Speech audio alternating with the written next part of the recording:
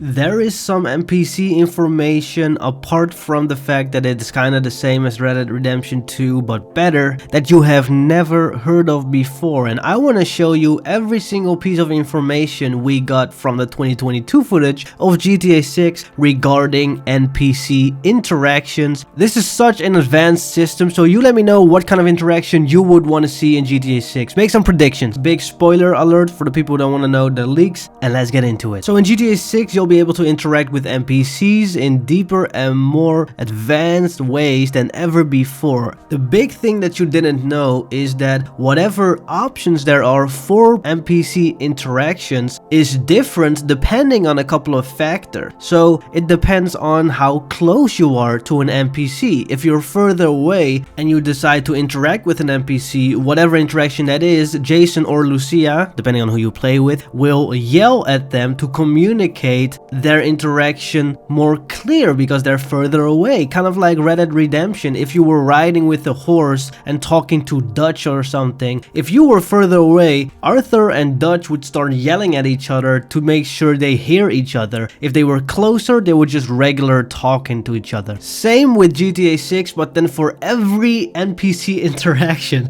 So basically what they had to do this is they had to have every person who's doing voice lines in the voice booth have the same script read twice. They had to yell it and they had to talk it normal, which is absolutely insane. That's the amount of detail Rockstar games have, man. And then you have the type of interaction, which also changes. It depends on what you're doing. You know, if you're aiming at a person, you're gonna be having a very different start to the interaction and a very different context of what the interaction should be than if you just simply walk up. If you walk up and you greet somebody, you know, they think you're friendly. If you walk up with a gun and greet somebody, they think, oh no, you know, what's Lucia gonna do? So yeah, you can choose to be friendly and just a pedestrian like everybody else, similar to the system in Red Dead Redemption 2. You can walk up to somebody and choose to be friendly, or you can choose to be rude or aggressive, and that will of course affect how they respond to you. So these interactions are very contextual and can trigger different reactions from the NPC, like they're getting afraid of you and they try to either run away or, you know, say please don't do this to me or whatever. They can cooperate, so they can agree with you and maybe even help you. That would be cool. The recruiting thing is not in the footage and not confirmed, but it would be a cool feature, just like in San Andreas, if Lucia could persuade people to just help them and you can give them commands and do stuff. And if you haven't subscribed, let's get to 2 trillion bazillion gazillion subscribers by the end of tomorrow. Let's get back to the video. But going back to the confirmed information, NPCs can also of course be hostile to you and try to kill you or hurt you, punch you, just like in all the other Grand Theft Auto games. Now during robberies or tense situations, the system becomes much more layered as well, much more advanced. If you're holding a gun standing at a distance, the game gives you options like threaten or rob, and that's like the, you know, the square or the circle or whatever button that there is on your controller,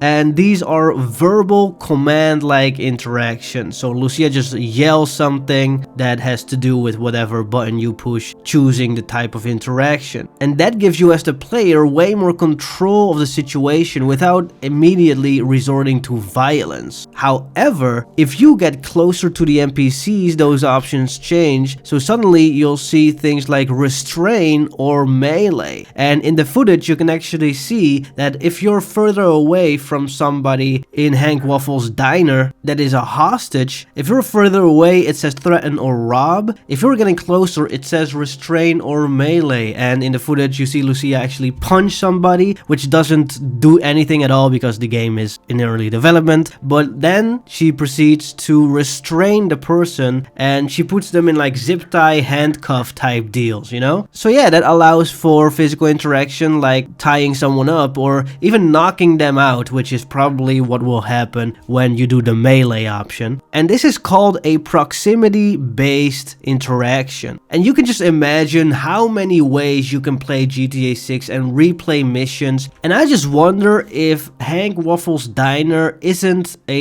a mission, but it is just a random place you can go to and rob anytime in the free roam. That would be the most fun thing. Just like in GTA Online, you can rob these grocery stores whenever you want. It would be super cool if that's also possible in GTA 6 story mode in free roam, but we don't know if that's actually the case. It also makes the game much more tactical. I can imagine that there's different options in the beginning of the game compared to at the end of the game, where things are more advanced and you're gonna have to make different types of choices that are specific to different characters in terms of NPC interaction. The buttons you press to interact vary. For example, with the dynamic interaction menu, if you see that somebody is a witness, you're gonna be able to threaten them not to call the police, and they might try to run, pull out a phone, call the cops. And the thing is, if you try to kill that person who's calling the cops, and there's other witnesses coming that you also have to deal with. So you can imagine how much more difficult it is going to be to commit crimes without getting seen. And I think this might be a very fun way to have like a very tactical, sneaky ninja type gameplay. And you can kind of roleplay as a ninja trying to succeed in crimes without getting seen, which if you're an introvert, that's beautiful because then you have to not deal with NPC interactions.